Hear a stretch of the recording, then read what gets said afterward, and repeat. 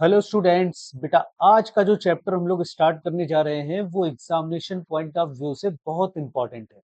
चाहे आप 11th में हो या आप जेई की प्रिपरेशन कर रहे हो या फिर आप नीट की प्रिपरेशन कर रहे हो, एक क्वेश्चन एग्जाम में इससे जरूर पूछा जाता है और दो या तीन भी आ सकते हैं।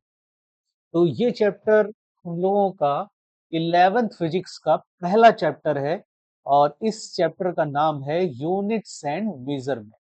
तो इम्पोर्टेंट चैप्टर है। इस चैप्टर को आज हम लोग डिटेल में पढ़ेंगे। तो चलिए स्टार्ट करते हैं।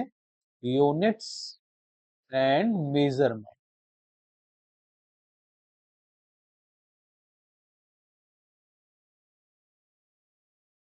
तो इस चैप्टर में सबसे पहले पढ़ेंगे फिजिकल क्वांटिटीज क्या होती हैं।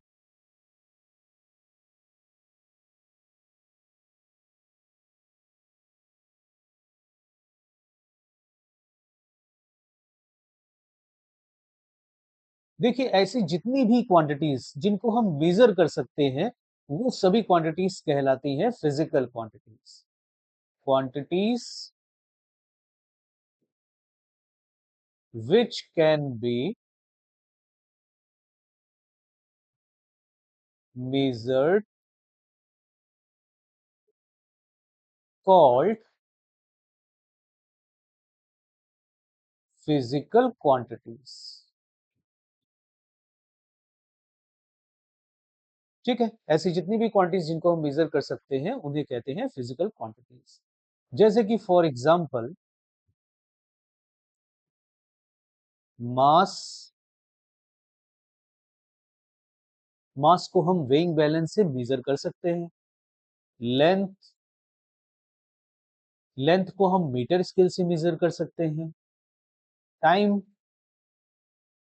टाइम को हम वॉच से या क्लॉक से मेजर कर सकते हैं। तो ऐसी बहुत सारी क्वांटिटीज हैं जिनको हम मेजर कर सकते हैं, एक्सेट्रा। तो इनको हम कहते हैं फिजिकल क्वांटिटीज। अब देखिए, किसी फिजिकल क्वांटिटी को जब हम रिप्रेजेंट करते हैं तो किस तरीके से उसको रिप्रेजेंट करते हैं। जैसे कोई भी फिजिकल क्वांटिटी है, उसको जब हम रिप्रेजेंट करेंगे तो एक तो उसका मैग्नीट्यूड होगा और उस मैग्नीट्यूड में हम उसके यूनिट से मल्टीप्लाई कर दें। जैसे सपोज दैट किसी स्केल की लेंथ है हमारे पास 10, तो उसके साथ में उसका यूनिट आ जाएगा मीटर। 10 मीटर, इस तरीके से हम उसको रिप्रेजेंट करेंगे। मतलब कि जो उसका यूनिट है वो कितने टाइम्स उसके मैग्नीट्यूड में इंक्लूड है, इस तरीके से हम उसको रिप्रेजेंट करेंगे। इसी तरीके से अगर किसी बॉडी का मास रिप्रेजेंट करें तो वो 10 kg के इक्वल हो जाएगा। अगर हम टाइम रिप्रेजेंट करें तो 10 सेकेंड के इक्वल हो जाएगा। ठीक है, इस तरीके से हम फिजिकल क्वांटिटी को उसके मैग्नीट्यूड और यूनिट के साथ रिप्रेजेंट करते हैं। देखिए, ये जो फिजिकल क्वांटिटीज होती हैं ये टू टाइप्स की होती हैं। तो अब हम लोग पढ़ने जा रहे हैं टाइप्स ऑफ फिजिकल क्वांटिटीज।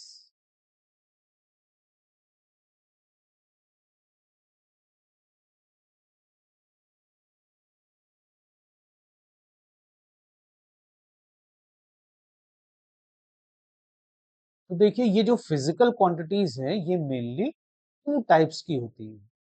एक तो होती हैं फंडामेंटल क्वांटिटीज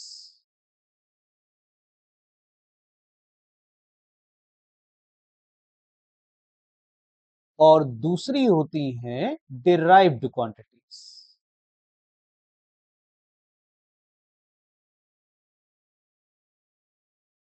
तो एक एक करके दोनों को पढ़ते हैं। तो सबसे पहले आ जाते हैं फंडामेंटल क्वांटिटीज पर।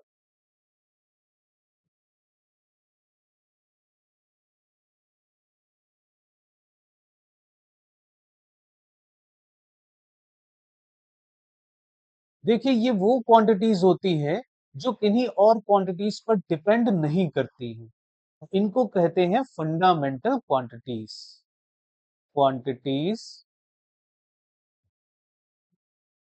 which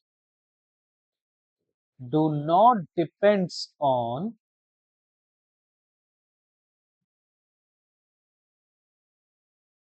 other quantities called fundamental quantities। ठीक, ऐसी जितनी भी क्वांटिटीज जो अदर क्वांटिटीज पर डिपेंड नहीं करती हैं उनको कहते हैं फंडामेंटल क्वांटिटीज। और ये जो फंडामेंटल क्वांटिटीज है ये 7 टाइप की होती हैं जो आपको याद रखनी। एक तो mass, second one length, third time, fourth amount of substance,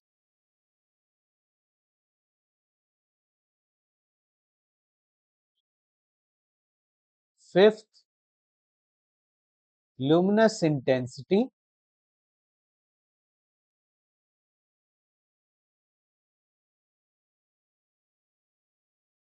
sixth electric current,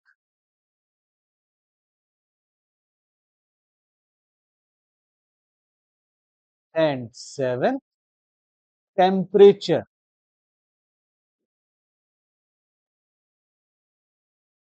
ठीक है, तो ये 7 फंडामेंटल क्वांटिटीज हैं जो आपको याद रखनी है और इनके जो यूनिट्स होते हैं उनको फंडामेंटल यूनिट्स कहते हैं।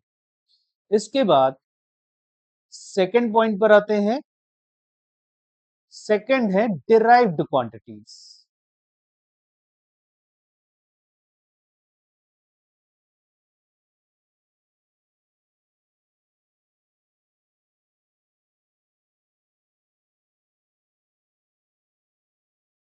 ये वो क्वांटिटीज होती हैं जो फंडामेंटल क्वांटिटीज से मिलकर बनती हैं। मींस ये वो क्वांटिटीज हैं जो फंडामेंटल क्वांटिटीज पर डिपेंड करती हैं। इनको कहते हैं डिराइव्ड क्वांटिटीज। जैसे कि for example speed. Speed equal to होता है डिस्टेंस अपॉन टाइम। तो डिस्टेंस लेंथ है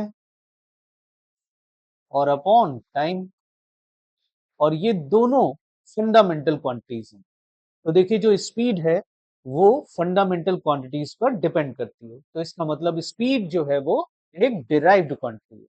तो ऐसी जितनी भी क्वांटिटीज इन फंडामेंटल क्वांटिटीज के अलावा जो बचती हैं उन सभी को हम कह सकते हैं कि वो सभी की सभी कैसी हैं, डिराइव्ड क्वांटिटीज हैं। इसके अलावा जितनी भी होंगी फंडामेंटल क्वांटिटीज के अलावा और भी हो सकती है, जैसे मान लीजिए एक्सीलरेशन है ना, फोर्स, वर्क डन, बहुत सारी हो सकती हैं, मोमेंटम, ठीक है, torque, angular momentum, etcetera etcetera, बहुत सारी हो सकती हैं। वो सभी की सभी कैसी हो जाएंगी, डिराइव्ड क्वांटिटीज हो जाएंगी। ठीक, कितनी बात क्लियर बेटा। चलो आगे बढ़ते हैं, नेक्स्ट पॉइंट पर आते हैं। अब आते हैं सिस्टम ऑफ यूनिट्स पर, मतलब international system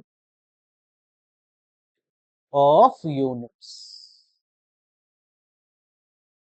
international system of units इसलिए कह रहे हैं क्योंकि ये इंटरनेशनली एक्सेप्टेड होते हैं। सिस्टम ऑफ यूनिट्स क्या होता है, देखिए जो फंडामेंटल क्वांटिटीज हैं उनके यूनिट्स और जो डिराइव्ड क्वांटिटीज हैं उनके यूनिट्स, तो इनका जो कंबाइंड सेट होगा उसी कंबाइंड सेट को हम कहते हैं सिस्टम ऑफ यूनिट्स। तो कह सकते हैं combined set of fundamental and derived units is called system of units। अब देखिए जो सिस्टम ऑफ यूनिट्स है वो इंटरनेशनली एक्सेप्टेड होना चाहिए, क्योंकि पूरे वर्ल्ड में उसका यूज होता है, तो इंटरनेशनली एक्सेप्टेड होना चाहिए। और कुछ इंपॉर्टेंट जो सिस्टम ऑफ यूनिट्स हैं वो आपको याद रखने हैं। पहला है CGS system.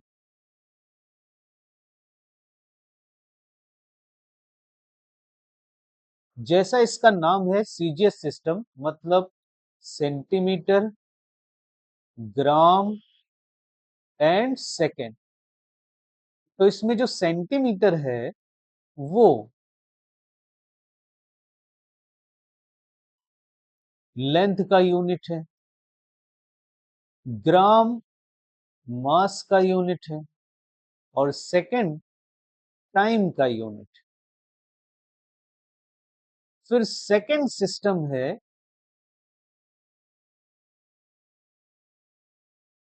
FPS system.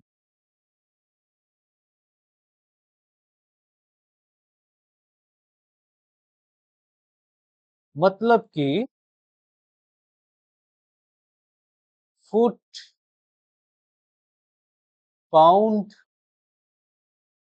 And second. तो इसमें जो फुट है वो लेंथ का यूनिट है, पाउंड मास का यूनिट है, और सेकेंड टाइम का यूनिट है। फिर इसके बाद थर्ड है एमकेएस सिस्टम। इसमें भी जैसा इसका नाम है एमकेएस, मतलब कि मीटर, किलोग्राम एंड सेकेंड। तो मीटर यहां पर लेंथ का यूनिट है, किलोग्राम मास का यूनिट है, और सेकेंड टाइम का यूनिट। इसके बाद फोर्थ सिस्टम ऑफ यूनिट है एसआई सिस्टम। ये इंपॉर्टेंट है और ये एक्सटेंडेड फॉर्म होता है एमकेएस सिस्टम का। कह सकते हैं it is extended form of MKS system. तो एमकेएस सिस्टम में देखिए 3 यूनिट थे, मीटर, किलोग्राम और सेकंड के। और यहां पर जो 7 फंडामेंटल क्वांटिटीज होती हैं उनके 7 यूनिट्स होते हैं, और साथ में 2 सप्लीमेंट्री यूनिट्स भी होते हैं। तो एसआई सिस्टम में हमको मिलेंगे 7 फंडामेंटल यूनिट्स जो फंडामेंटल क्वांटिटीज के हैं, और 2 मिलेंगे हमें सप्लीमेंट्री यूनिट्स।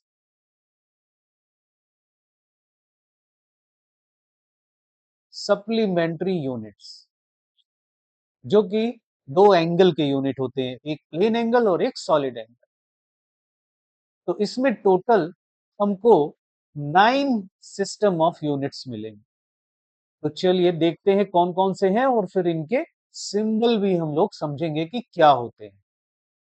तो चलिए आते हैं एक एक करके। तो 7 तो देखिए जो फंडामेंटल क्वांटिटीज हैं उन्हीं के यूनिट हो जाएंगे, जैसे कि पहला मास हो गया, दूसरा length, and third one time, fourth amount of substance,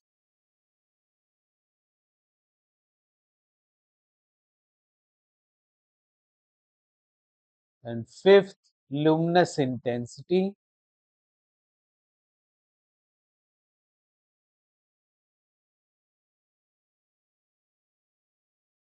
sixth current, electric current, and seventh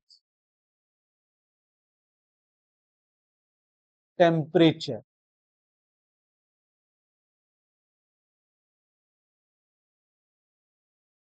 अब जान लेते हैं कि इनके यूनिट्स और सिंबल क्या होंगे। तो यहां पर मैं लिखूंगा इनके यूनिट्स और यहां पर इनके सिंबल।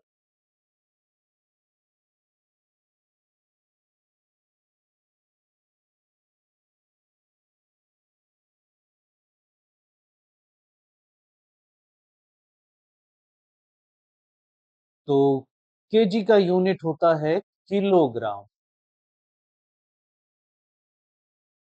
अभी मास का यूनिट।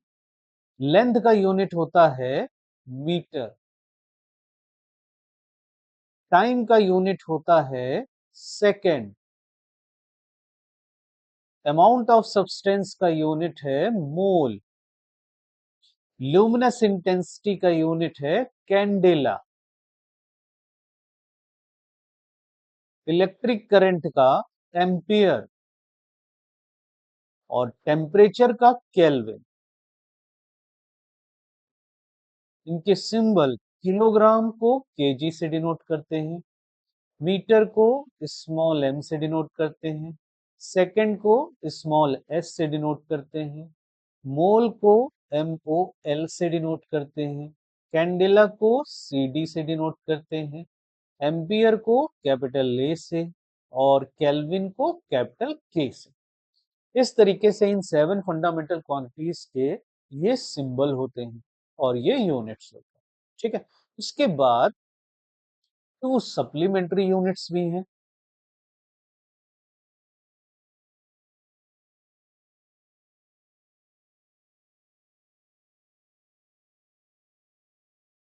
तो जो सप्लीमेंट्री यूनिट हैं वो दो फिजिकल क्वांटिटीज के होते हैं। एक तो होती है प्लेन एंगल, इसका यूनिट होता है रेडियन और symbol R A D. And second one is solid angle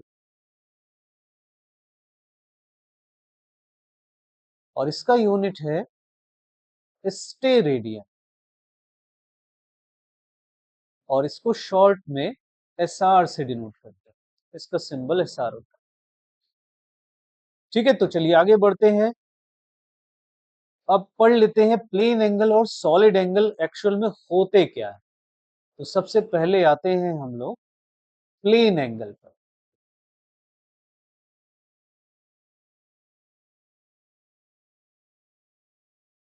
देखिए, जैसे मान लीजिए कोई पार्टिकल एक सर्किल में मोशन कर रहा है, तो अगर ये आर रेडियस के सर्किल में इस ए पॉइंट से सपोज दैट बी पॉइंट तक मोशन करके जाता है, तो सेंटर पे कुछ एंगल क्रिएट करेगा जिसको हम थीटा से डिनोट कर सकते हैं। तो ये जो एंगल होता है, एंगल थीटा, इसकी वैल्यू होती है आर्क अपॉन रेडियस,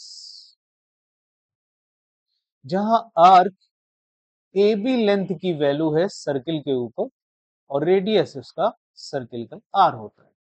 ठीक है, ये फॉर्मूला यूज करते हैं, इसको आपको याद रखना है, angle equal to arc upon radius. और यूनिट इसका होता है रेडियन। एक अदर यूनिट भी है इसका जिसको हम पढ़ते हैं डिग्री, ये भी काफी यूज होता है। देखिए, जब सर्किल कंप्लीट होगा पूरा सर्किल, तो पूरा सर्किल सेंटर पर जो एंगल बनाता है उस एंगल को हम रेडियन में 360 डिग्री, एंगल की जो वैल्यू होगी वो 360 डिग्री होगी, उसको हम 2 पाई रेडियन के इक्वल लिख सकते हैं। 360 डिग्री की जो वैल्यू है वो 2 पाई रेडियन के इक्वल, मतलब कि 180 डिग्री की वैल्यू पाई रेडियन के इक्वल हो। तो यहां से अगर हम यूनिटरी मेथड का यूज करें तो 1 डिग्री कितने रेडियन के इक्वल होगा ये हम कैलकुलेट कर सकते हैं। 1 डिग्री की वैल्यू पाई अपॉन 180 रेडियन के इक्वल हो जाएगी। ठीक है, तो जैसे मान लीजिए कोई डिग्री में हमको एंगल दे रखा है और अगर उसको हमें कन्वर्ट करना है रेडियन में, तो पाई अपॉन 180 से उसमें मल्टीप्लाई कर सकते हैं। जैसे कि फॉर एग्जांपल मान लीजिए 60 डिग्री है और इसको हमको कन्वर्ट करना है रेडियन में इसकी वैल्यू क्या होगी। तो क्या करेंगे, जो 60 डिग्री है इसमें हम पाई अपॉन 180 डिग्री से मल्टीप्लाई कर देंगे। तो देखिए 60 से ये 180 कैंसिल होकर के 3 आएगा, तो ये पाई बाई 3 रेडियन के इक्वल वैल्यू हो जाएगी। तो इस तरीके से हम डिग्री से रेडियन में कन्वर्जन कर सकते हैं। इसका जस्ट रिवर्स भी कर सकते हैं। मान लीजिए कोई एंगल हमको रेडियन में दे रखा है तो उसको हम डिग्री में कन्वर्ट कर सकते हैं। तो यहीं से डिग्री का रेडियन के साथ रिलेशन एक दूसरा भी बनेगा। 1 रेडियन इक्वल टू हम लिख सकते हैं 180 upon pi degree.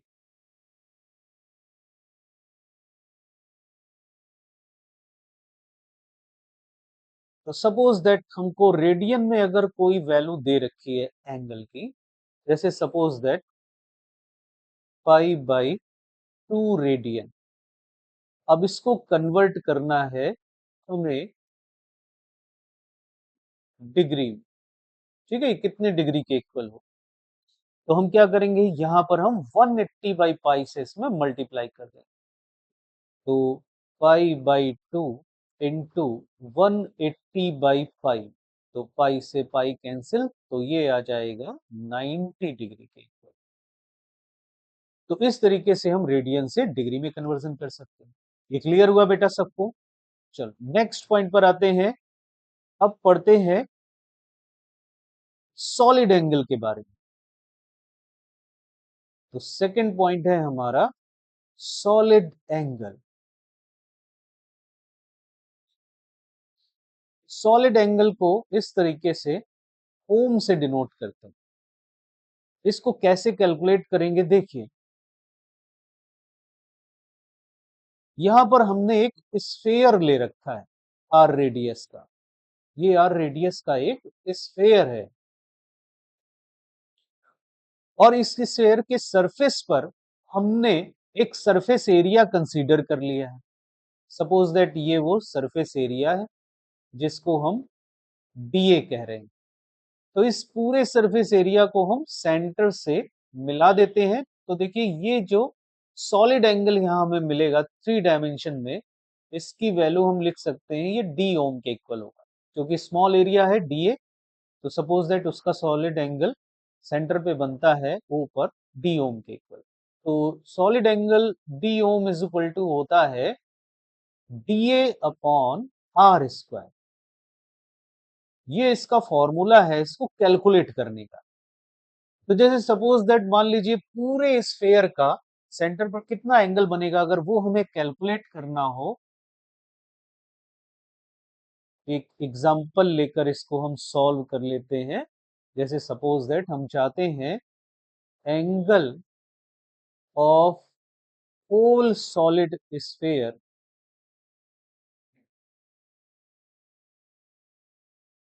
Eight centre, तो कितना बनेगा, that home is equal to area, area हो जाएगा 4 पाई आर स्क्वायर, पूरा surface area 4 pi R square और upon R square. R square से आर स्क्वायर कैंसिल, तो ये आ जाएगा 4 पाई और इसका यूनिट होता है स्टेरेडियन। ठीक है, सॉलिड एंगल का यूनिट होता है स्टेरेडियन। तो इस तरीके से हम सॉलिड एंगल भी कैलकुलेट कर सकते हैं। तो ये क्लियर हुआ बेटा सबको। तो आज इतना ही रखते हैं, बाकी फिर हम लोग पढ़ेंगे नेक्स्ट टर्न पर। ओके, तब तक के लिए गुड बाय।